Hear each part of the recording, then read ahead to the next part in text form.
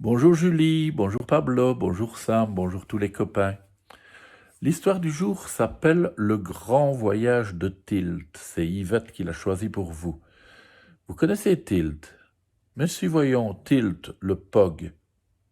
Vous ne savez pas ce que sont les POG? Ouh là là, on a beaucoup de choses à découvrir ensemble aujourd'hui. Le Grand Voyage de Tilt.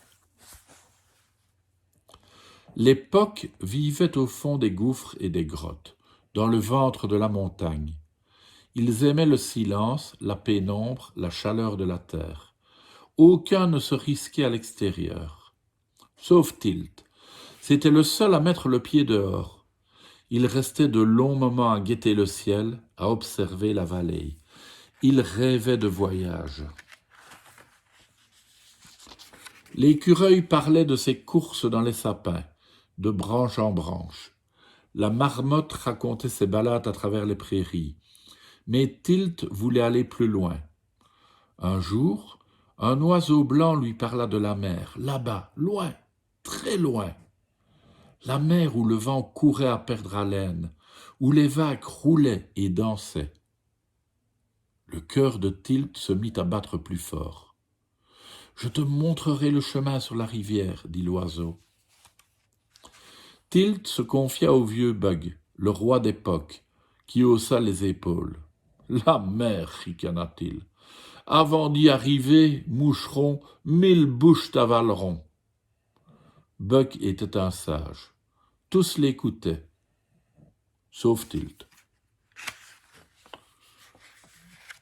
Quand il déboucha au flanc de la montagne, l'oiseau blanc l'attendait. Il lui montra une source qui glougloutait dans le creux d'un rocher.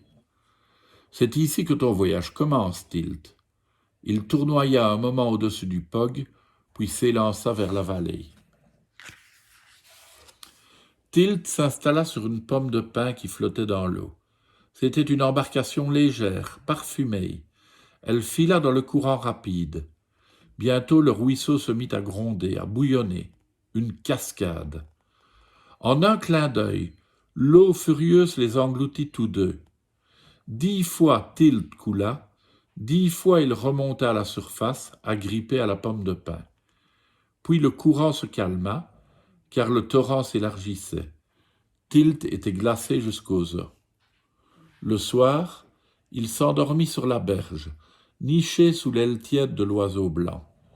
Il pensa au ventre doux de la montagne, mais il voulait suivre la rivière jusqu'au bout. Le second jour, un filet au mailles serrées l'emprisonna en compagnie de 100 poissons affolés. Il ne réussit à s'échapper qu'en mordant l'orteil du pêcheur. Le troisième jour, une loutre le prit en chasse. Tilt voyait se rapprocher à toute allure ses 2 petits yeux noirs et ses dents pointues. La loutre grognait déjà d'aise quand un éclair blanc tomba du ciel. C'était l'oiseau. Ses coups de bec firent reculer la loutre qui abandonna sa proie.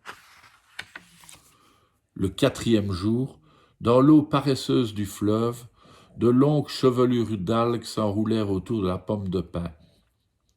Elles étaient douces et caressantes, mais Tilt dut les couper une à une pour continuer son voyage.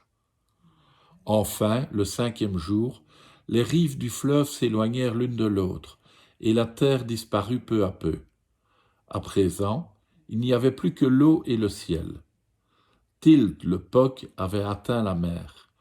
1000 clapotis chantaient à ses oreilles. L'air était doux et tiède. Ce fut un instant magique.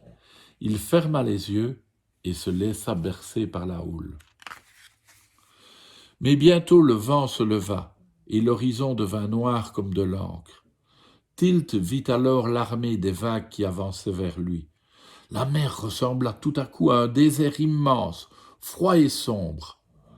Tilt se sentit alors plus minuscule que le plus minuscule des Pocs. Il songea une nouvelle fois au ventre chaud et tendre de la montagne. L'oiseau blanc comprit l'inquiétude de son ami. Il se posa à côté du Poc, parmi les vagues qui grossissaient à vue d'œil.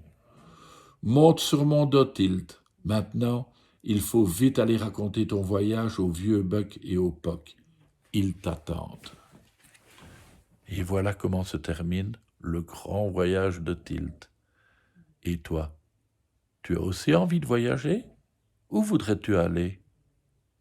À demain les enfants.